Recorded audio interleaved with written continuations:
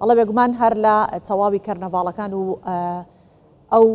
کۆمونۆ جەماوەریانەی کە بۆ بانگەشەی هەڵبژاردننی پارتی دموکراتی کوردستان لیستی 190 ئەکرێت لە تەواویە دەبینین کە باس لە کارنامەی کارەکانی پارتی دموکراتی کوردستان بۆ ئاوادانی و بۆ بەڕێوەبردننی کوردستان بە باشترین شێوە دەکرێت کاتە دەمانێت بزانین کارنامەی پارتی و دیدگای حکومڕانی بۆ داهاتوو شێوەیەک ئەبێت و شێوازی بانگەشەکە تاوەکو ئێستا بە شێوەیەک بۆ ئەو هێرشانش کە ئەکرێتە سەر پارتی دموکراتی کوردستان دواتر چ دەرەنجامێک بێت بۆ لایەنەکانی بەرامبەر کە بۆ شێوە خۆیان شەڵەژاندووە لەگەڵ سەنگەرەکانە بێ بەرپرسی لقی 23 پارتی دموکراتی کوردستان گفتوگۆی زیاتر لەم بارەوە ئەەکەم بەخێر هاتی سپاس بۆ جەنابێت ئاماژەمان پێکرد لە بانگەشەکان جیاواز لە بانگەشەکانی لایەنەکانی دیکە بە تایبەتی لایەنی یەکێتی نیشتیمانی کوردستان لە بانگەشەکانی پارتی دموکراتی کوردستان تەواوی باسی کارنامەی پارتی دموکراتی کوردستان و بەڕێوەبردننی کوردستان بە شێوازێکی مۆدرن و پێشکەوتوانە کاتە بابزانین کارنامەی پارتی و دیدگای بۆ حکومڕانی چییە؟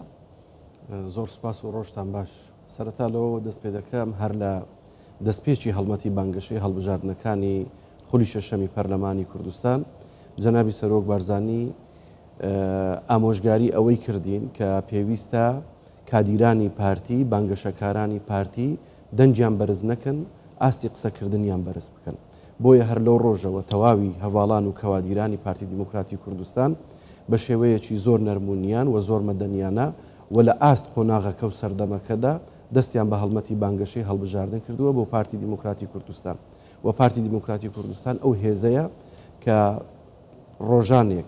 ضرورەتێکی مێژووی دروستی کرد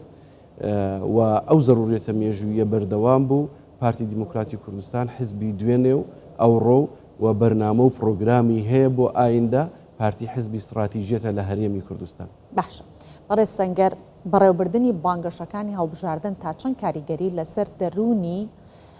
هاوڵاتیان ئەبێت بۆی هەڵسەنگاندن کەم بزانن کام لایەن شایستەی ئەوەیە کە زیمامی ئوموری خۆیان بدەنە دەستی. زۆر بەداخەوە ماوەیە کە دەبینین پارت و لایەنە سیاسیەکانی دیکە و بە تایبەتی یەکێتی نیشتیمانی کوردستان و لە ڕێگەی سەرۆکەکەیانەوە و ئەو سەرکردایەتیە تازەی کە ئێستا کە هەیەە هێرشێکی بێویژدانانەیان بە تایبەتی بەرامبەر بە پارتی دموکراتی کوردستان گرتوۆتە بەر و لەو قۆناغە پارتی دموکراتی کوردستان بە هەموو شێوەیەک بڕیاری ئەوەی داوە وەڵامی ئەو کەسانە نەداتەوە وەڵامی ئەو لایەن نەداتەوە و دلێرانە و بیوێرانە چاوی لە ئایندەی هەرێمی کوردستان بێت بۆ ئەوەی لە ڕووی سایکۆلۆژیشەوە ئێمە ئاگداری خەڵکی خۆمان بین چونکە هەڵمەتی بانگەشە چەند ڕۆژێکە و بە کۆتا دێ بەڵام پارتی دموکراتی کوردستان خۆی بە خاوەنی ئایندەی هەموو خەڵکی کوردستان دەزانێت بە بێ جیاوازی بۆیە هەوڵی داوە لە هەڵمەتی بانگەشەکانی هەڵبژاردننی خۆیدا ئاگداری جانبی کۆمەڵایەتی و لایەنی دەرونی خەڵکی کوردستان بێت و بەداخەوە لایەنەکانی دیکە ئەمن چەند ڕۆژێک پێش ئێستا لەگەڵ هەواڵانی خۆمان باسی ئەوەم کرد گوتم هەست دەکەم بەتەنێ پارتی لە گۆڕەپانەکەی بەتەنێ پارتی کاندیدە بەتەنێ پارتی مڕەشەحی هەیە و بەشداری هەڵبژاردن دەکات لەبەرەوەی هەموو لایەنە سیاسیەکانی دیکەی کوردستان تەنها باسی پارتی دموکراتی کوردستان پێتان وایە بۆچی ئەم هێرشانە بە بەردەوام بەس لەسەر پارتی دموکراتی کوردستانە لەبەرەوەی هەمووان دەزانن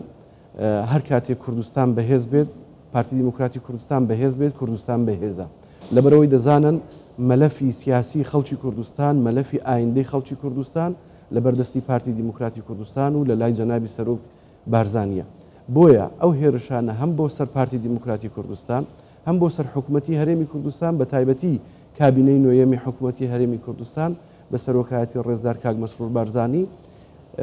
هێرشێکی بێویژدانانە دەکەنە سەر حکوومەتی هەرێمی کوردستان سەر پارتی دموکراتی کوردستان سەر ئایندەی وڵات و خەڵک و خاچی کوردستان. زۆر باشە جناب دەفەرمووی هەر کاتێ پارتی دموکراتی کوردستان بەهێز بێ کوردستانیش بەهێزە کاتە پارتی دموکراتی کوردستان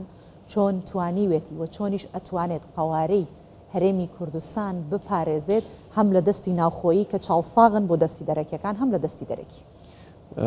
ئێمە ئەو قسەیە کە دەیکەین لەسەر بنەمایەک دیکەین کە دەڵێن هەر کاتێک پارتی دموکراتی کوردستان بەهێز بوو بی کوردستان بەهێز بووە ئەوە لە ڕابردوودا شاهێدی ئەوەن خەڵکی کوردستان کە لە هەموو ئەو قۆناغانەی کە پارتی دموکراتی کوردستان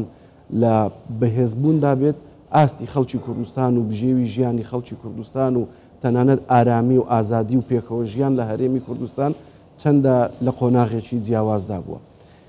بۆیە ئێمە لە پارتی دموکراتی کوردستان دەمانەوێت ئەو ئارامیە ئەو ئازادیە ئەو پێکەوەیە بەردەوامی هەبێت تەنها ئەوە نەبێت لە بۆ ئەو قۆناغەیان لە بۆ هەڵمەتی بانگەشەی هەڵبژاردن بێت بۆیە پارتی دموکراتی کوردستان درێژە بە و هەڵمەتی بانگەشەیە دەدات بە شێوەیەکی ئارام بە شێوەیەکی لەسەرخۆ کە ئەوە فەرمایشتی جەنابی سەرۆک بارزان کەواتە درێژە پێدانی ئەم بانگەشەیە بە شێوەیەکی هێمنانە بۆ ئەوەیە کە قارەی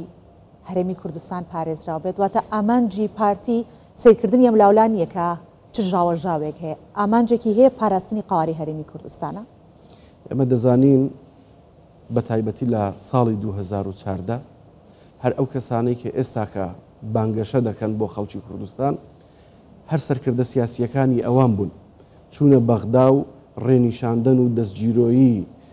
حکوومەتی ئەو کاتەی عراق بوون بۆی موچەی خەڵکی کوردستان ببڕێ بۆی بودجەی خەڵکی کوردستان ببڕێ و ئێستا کەش ئێمان پێمان وایە ئەو هەڵبژاردنەی ئەو جارەی هەرێمی کوردستان لە خولی شەشەمدا چەندە بۆ دەستکەوتەکانی هەرێمی کوردستان بۆ پاراستنی قوارەی هەرێمی کوردستان شەڕی یاخود بڵێم داستانی پردێ و سحێلا چەندە گرنگ بوو بۆ مانەوەی کوردستان بۆ پاراستنی قوارەی هەرێمی کوردستان شەڕی داعش چەندە گرنگ بوو بۆ پاراستنی قوارەی هەرێمی کوردستان هەڵبژاردننی ئەو جارەی هەرێمی کوردستان ئەوەندە گرنگە بۆ پاراستنی قوارەی هەرێمی کوردستان بۆ داوا لە هەموو دۆستان و لایەنگران و خەڵکی بە ئەوەفا و دڵسۆز و بە ئەمەکی کوردستان دەکەین لەو قۆناغا دەنجی خۆیان بە پارتی دموکراتی کوردستان و بە لیستی 1970 بدەن بۆ ئەوەی ئەو ئارامی و ئەو پێکەوە ژیانە و ئەو قوارەی هەرێمی کوردستان وەکو خۆی پارێزراو بێت. باش کاک سەنگەر کاتە کارنامەی پارتی دموکراتی کوردستان دوورمەودایە وەکو لایەنەکانی دیکە نییە کە وەرگرتنی پۆستی پارێزگاری پارێزگایەک وەربگرن تەنیا بۆ چەند مانگێک واتە کورتمەودا بیر ناکاتەوە دوورمەودا بیرەکاتەوە بۆ پاراستنی ئەم هەرێمە پارتی بەرنامەی هەیە پارتی استراتیژێتی هەیە پارتی ئایندەبینی هەرێمی کوردستان دەبینی بۆیە هەموو بەرنامە و پلانەکانی پارتی دیموکراتی کوردستان بۆ ئایندەی هەرێمی کوردستانە حتا لە بانگەشەکانی هەڵبژاردن دەبینین لایەنەکانی دیکە باسی پارتی دەکەن پارتی باسی بەرنامە و ئایدیا و دیتن و دیدگای خۆی بۆ خەڵکی کوردستان دەکات بۆ ئایندەی کوردستان بۆیە پارتی خاوەنی استراتیژیەتە و پارتی تەنها بۆ یەک هەڵبژاردن بیر ناکاتەوە ئێمە هەموو جار بە هەواڵانی خۆمان دەڵێن ئەوە تکرار دەکەینەوە کە فەرمایشتی جەنابی سەرۆکە هیچ بەڵێنێک بە خەڵک مەدەن لە کاتی بانگەشەی هەڵبژاردن کە نەتوانن ئەو بەڵێنە جێبەجێ بکەن چونکە پارتی بۆ یەک هەڵبژاردن دروست نەبووە پارتی استراتیژیەتی هەیە پارتی ئایندەیە باش بە درێژایی ئەم چەند ساڵە باسی 2014 و دوای ئەوەشەکەین هاوڵاتیانی هەرێمی کوردستان پێتان وایە کە ئێستا بە باشترین شێوە ئەزانن کام لایەنەیە کە پارێزگاری لە ماڵ و سەروەتیانەکات پارێزگاری لە ژیانیانەکات لە تەندروستیان لە پەروەردەیان ئەو هەڵسەنگاندنە ئێستا لە دوای ئەم بانگەشانەوە زیاتر بۆ خەڵک دەرەکەوێت پارتی بە درێژایی حکومڕانی خۆی هەرچەندە شریکی زۆرمان هەبووە بە درێژایی ساڵانی حکومڕانی بەڵام بەداخەوە شریکەکان هەمیشە بە ڕۆژ لە دەستکەوتەکان شریک بوونە بە شەو لە دەستگا ڕاگەاندنەکانی خۆیان وەکو ئۆپۆزیسیۆن تەعاملیان کردیا بۆیە پارتی دیموکراتی کوردستان لە هەموو سێکتەرەکانی ژیان لە پەروەردە لە تەندروستی لە هەموو ئەو سێکتەرانەی کە پەیوەستە بە ژیانی خەڵک بە تایبەتی ئەوانەی کە خزمەت گوزاریە هەمیشە بەرنامە و پلانی باشی هەبووە و ئامادەکاری باشتر دەکات قۆناغ بە قۆناغ هەڵبەتە دەزانین لە دوای ساڵی 2014 پاش ئەوەی کە ئەندازیارەکانی بڕینی موچە و بودجەی خەڵکی کوردستان و پاشی دروستبوونی شەڕی داعش پارتی دموکراتی کوردستان یا دەتوانم بڵێم حکوومەتی هەرێمی کوردستان تەنها بەوە ڕاگەیشتووە بتوانین خەڵک ئەو جیاوازی ئەکات لە نێوان هەردووکیان ئێمە ڕۆژانە کە لە ناو خەڵچین خەڵک زۆر جیاوازی دەکات جیاوازی دەکات لە مەسەلەی خزمەت گوزاری هەمومان دەزانین ئەو بەشە پارەیەی کە جاران لە بەغداوە دەهات یان پاشتریش ئەوانەی کە لە داهاتەکانی ناوخۆیی هەبووە پشتی هەولێر پشتی سلێمانی پشتی دووهۆک دیار بووە خەڵک خزمەت گوزاری لە هەولێر و دووهۆک دەبینی پێشەوە چوونەکانی ژیان لە هەولێر و دووهۆک دەبینی سلێمانیشمان لێ دیار بەڵێ ئێمە سپاس دەکەین سەنگەرکانەبی بەرپرسی لەقی 23 پارتی دموکراتی کوردستان میوانی کوردستان 24 زۆر سپاس